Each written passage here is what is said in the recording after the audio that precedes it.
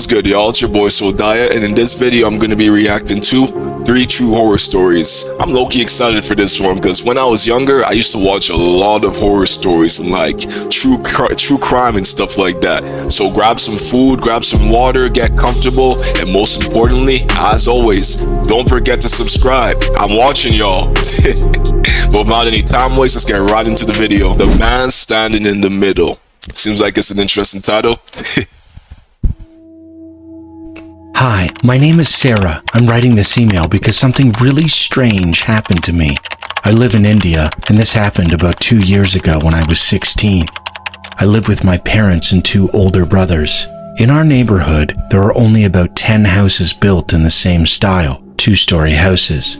My parents and I sleep on the first floor, and my brothers sleep on. Don't tell me this is about to be some sort of like haunted house or something. Or even worse, bro. Don't tell me some of the brothers go do some bullshit. The second. So it was just like any other morning. I woke up and my mom and older brother, Ali, were talking in another room.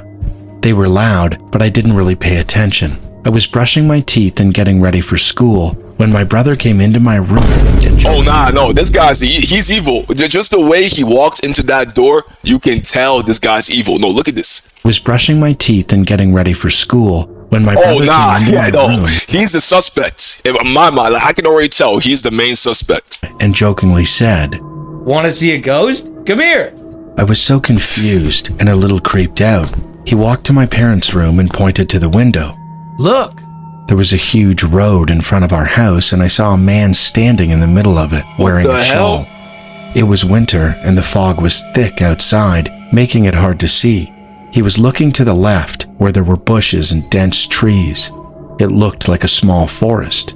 My mom was terrified, having never seen him in our neighborhood, but Here's the thing with me. If I was to see something like that, I would just be assuming this some random guy trying to play a prank. And if I end up wrong, I would go outside, check what's going on. And if I end up wrong, then I'm wrong. thought he was waiting for someone. We watched him for about 10 minutes, and what really gave me the creeps was that he just kept staring at the bushes without moving a muscle. Then we shrugged and started getting ready for the day.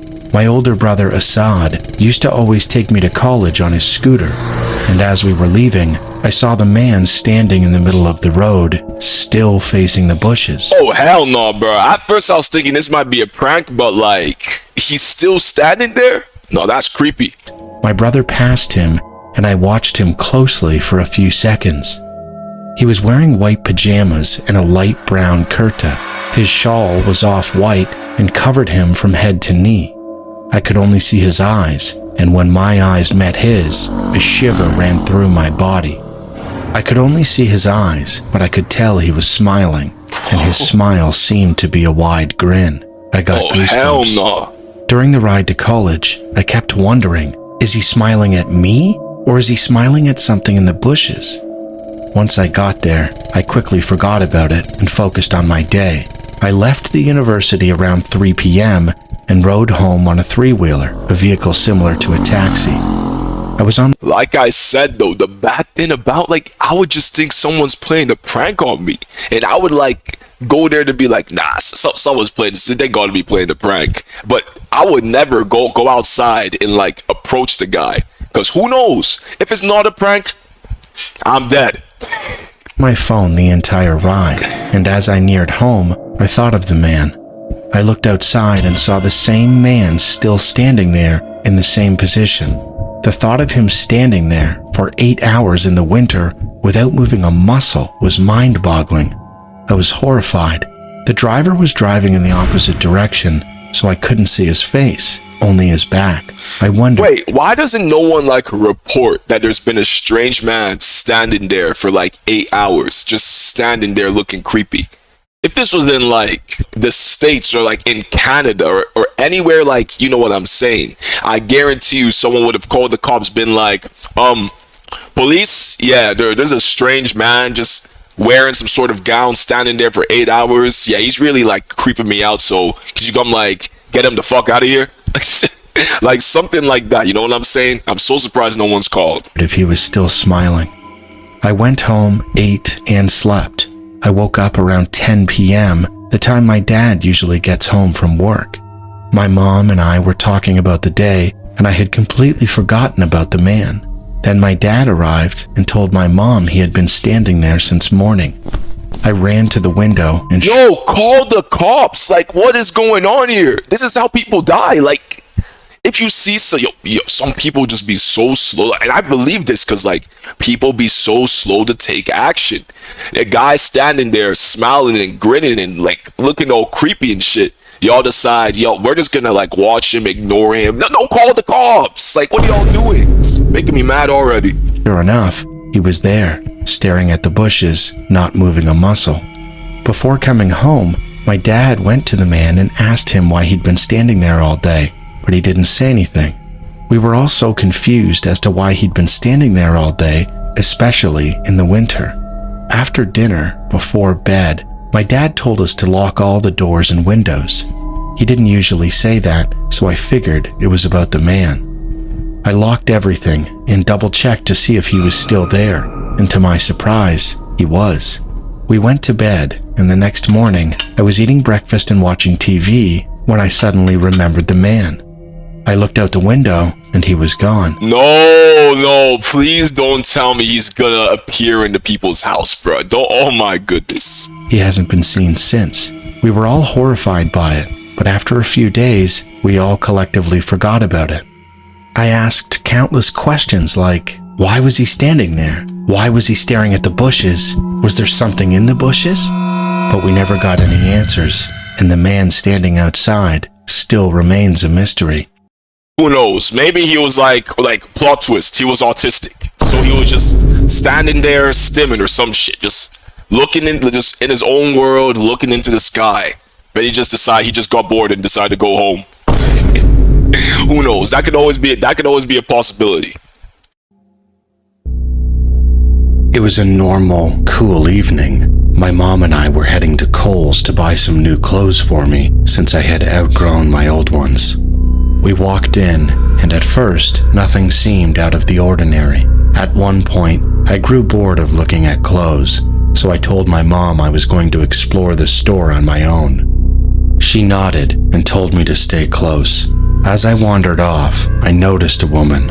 She was dressed in all black with long black hair, and she was staring right at me. Her eyes were wide open. Black eyeliner streaked down her face. This is why when you see something weird, don't even question it. Just like keep it pushing. You see some weird woman that's pale white, tall as hell, eyeliner dripping out. Don't even don't even worry about it, bro. Just, here's my order. Yeah, scan that out. Get going. Mind your own business. You're not a protagonist of a horror movie. And you don't want to be one. I promise you. Eyes were so wide, it looked unnatural. A wave of fear hit me. I frantically looked around for my mom. When I couldn't find her, panic started to set in. Then I turned back. The woman was even closer, smiling, that same unsettling, creepy smile. I was so scared I couldn't even think straight. I didn't have a phone, so there was no way to call my mom for help. Thinking quickly, I darted into the clothing racks, trying to hide. Then, a hand grabbed my shoulder. I stifled a scream and spun around. It was my mom. Relief washed over me, even as she scolded me for running off, but her words barely registered. My mind was locked on the woman. The woman could still be out there. Whole time it was just some girl playing a prank for Halloween. Watching, waiting.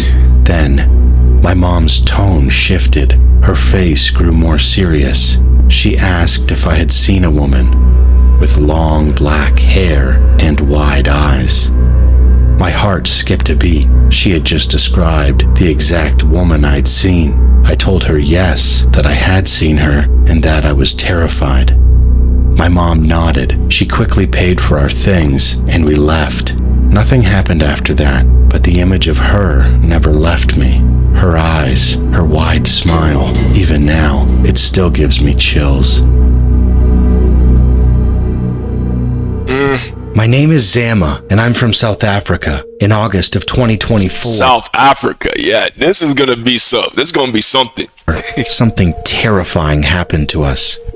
I live in a 2-bedroom apartment in a block of flats with my 9-year-old daughter Coco. One Sunday at 2:30 a.m., we were fast asleep with all the lights off, as we usually are. Then I suddenly woke up to the sensation of someone reaching for my tablet right beside me. At first, I thought it was my daughter. No, that's actually creepy. No, like it'll be so scary. Like let's say you're not by yourself, or like you're with someone else. You're in the comfort of your own house, and a random person, you feel the presence of someone that you know is not. Oh, that'll be so scary. Like you're in the middle of sleeping, some tall ass figures reaching in your closet, bro. I'd be so scared. Coco, she often grabs the tablet when she can't sleep. But then I realized something was very wrong. There was an unknown man in our apartment. Always remember to lock your doors. I'm telling y'all, you gotta be double checking that shit.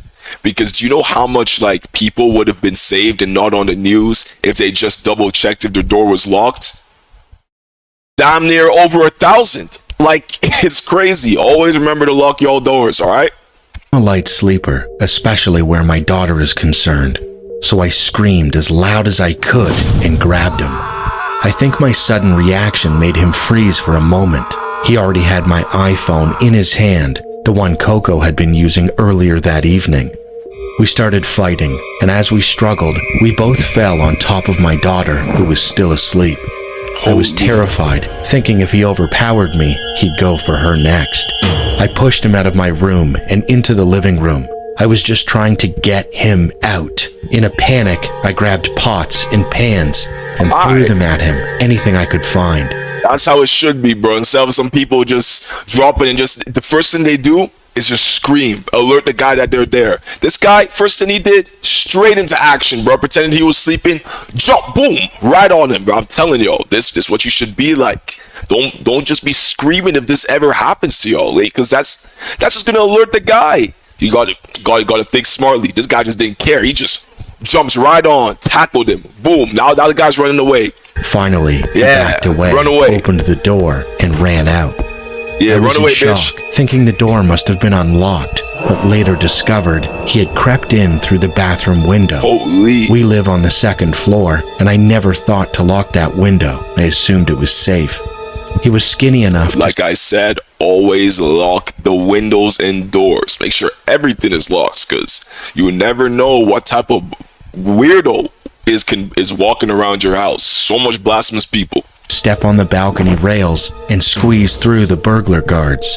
Once inside, he unlocked the front door so he could escape quickly if he needed to. Despite my screams, none of my neighbors came to help. They called later to say they'd heard something, but hadn't come down.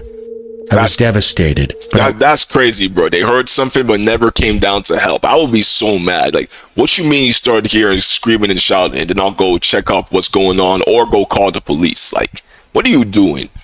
Shake my head, bro. Some people. At least I managed to cancel my bank cards on Apple Pay before any payments went through. We don't live in that apartment anymore. We're okay, but we're scared of living alone for now. A few days later, we found out there was a group of thieves targeting homes in our area. I was the only person who woke up during the break-in.